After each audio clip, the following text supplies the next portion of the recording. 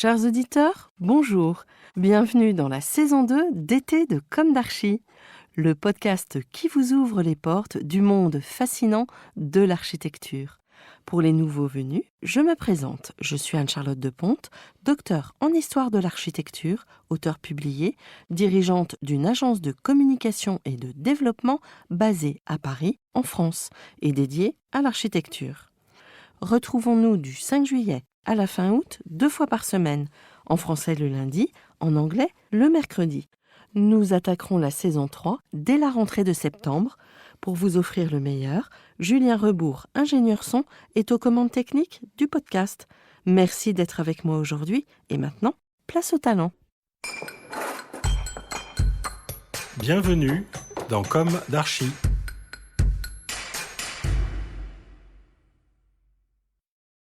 Bonjour chers auditeurs, bienvenue dans le premier épisode de notre série d'été Comme d'Archi, consacrée cette fois-ci à la couleur avec une mise en perspective architecturale bien entendu.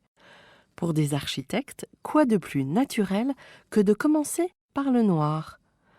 Le noir, pour ceux qui ne le savent pas, est la couleur privilégiée des architectes pour se vêtir. De plus, lorsque j'étais aux Beaux-Arts, on m'enseignait que le noir n'était pas une couleur. Qu'en pensez-vous, monsieur Soulage ?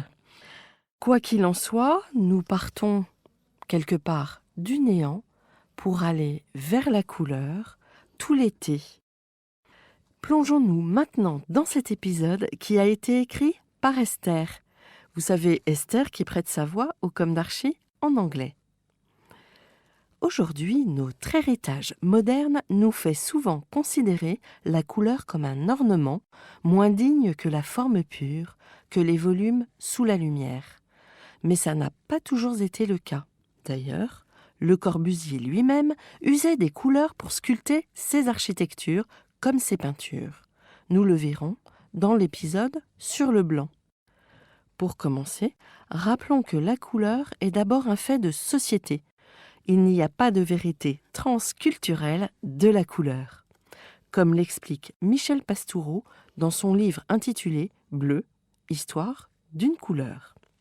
Par exemple, si l'Occident moderne associe le noir à la mort, la peur, l'austérité, il l'associe aussi à l'élégance et à la modernité. Les intérieurs noirs et blancs ne sont-ils pas communément estampillés chic ? En Chine, selon la théorie des 5 éléments, le noir correspond à l'eau, le feu est rouge, le métal est blanc, le bois est vert et la terre est jaune. En revanche, dans le livre des mutations Yi Ping, le noir est la couleur des cieux. En ancienne Égypte, le limon noir du Nil est le renouvellement. Il fertilise la terre et promet de bonnes récoltes. Il donne à l'Égypte son nom antique Kémet, qui signifie terre noire.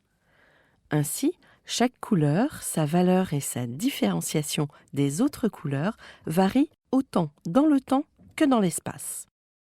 En architecture, le noir est certes souvent représenté dans nos garde-robes, mais il est aussi présent dans nos bâtiments pour ses valeurs symboliques, visuelles et même énergétiques. On pense notamment aux structures noires de Mies van der Rohe. L'architecte allemand est né en 1886 et mort en 1969. Il dirigea l'école du Bauhaus de 1930 à sa fermeture par les nazis en 1933, avant d'émigrer aux États-Unis. Il théorisa ce qu'il appelle l'architecture de peau et d'os, en dissociant l'enveloppe des murs rideaux en verre, de la structure en acier souvent noir. Il créa ainsi une structure claire, des espaces libérés, lumineux, modulables. Le noir, ou tout du moins le sombre, se retrouve aussi dans le système de murs-trombes.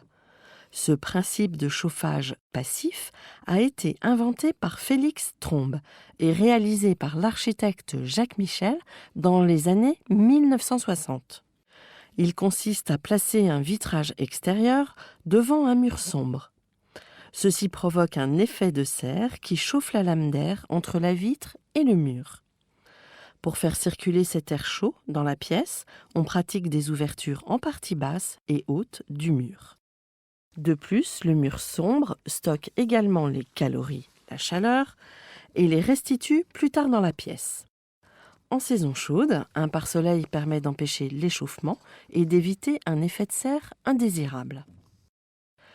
En ville, le noir a surtout été associé au charbon et à la suie qui ont lentement recouvert les cités de la révolution industrielle.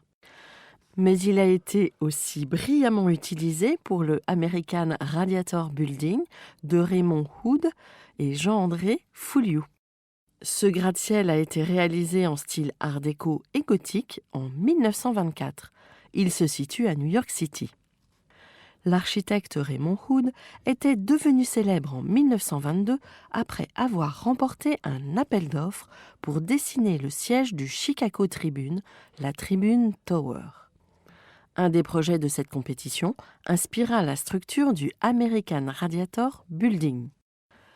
Raymond Hood était connu pour son peu d'appréciation pour les façades des gratte-ciel de son époque. La vogue était au vert et maçonnerie très contrastée. Le American Radiator Building n'est pas contrasté. Il est noir, entièrement noir, si ce n'est quelques briques dorées. Le bâtiment fait 103 mètres de haut pour 23 étages.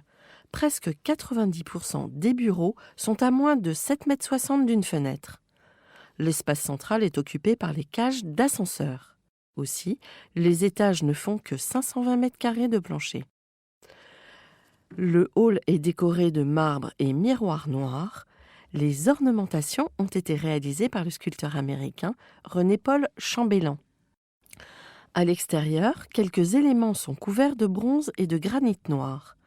Mais ce sont surtout les briques noires des façades qui confèrent une impression de solidité massive. Certains murmurent qu'elles représentent le charbon et les briques or seraient le feu des radiateurs de la compagnie. Pourtant, Raymond Hood lui-même a assuré que la symbolique n'était pas recherchée. Aujourd'hui, vous pouvez séjourner dans le bâtiment, devenu le Bryant Park Hotel. Enfin, parlons de l'église en bois debout de Fantoft en Norvège. Son bois n'est noirci ni par l'industrie, ni par les hommes, mais par le temps, celui qui colore en sépia les souvenirs et verdit les ruines. Cette église fut construite par un peuple viking vers 1150 dans le village de Fortin.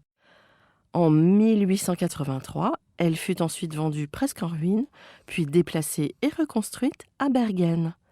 En 1992, elle fut détruite dans un incendie et reconstruite 5 ans plus tard. L'église de Fantoft reprend notamment certaines techniques de construction retrouvées dans les dracars. Les églises en bois debout, ou stavkirke, sont appelées ainsi à cause du montage vertical des planches pour les murs et de la proéminence des piliers d'angle. Ceux-ci peuvent monter jusqu'à 8 mètres. Les Vikings maîtrisaient superbement l'art de la sculpture sur bois.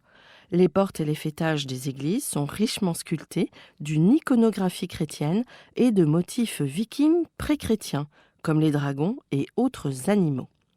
Ces églises sont les derniers ou peut-être les seuls témoins d'architecture médiévale entièrement en bois. On suppose qu'il y en avait près de 2000 en Europe, dont 28 subsistent en Norvège.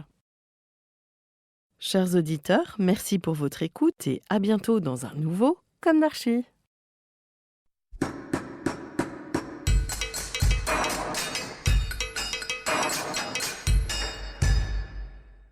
Chers auditeurs, merci pour votre écoute.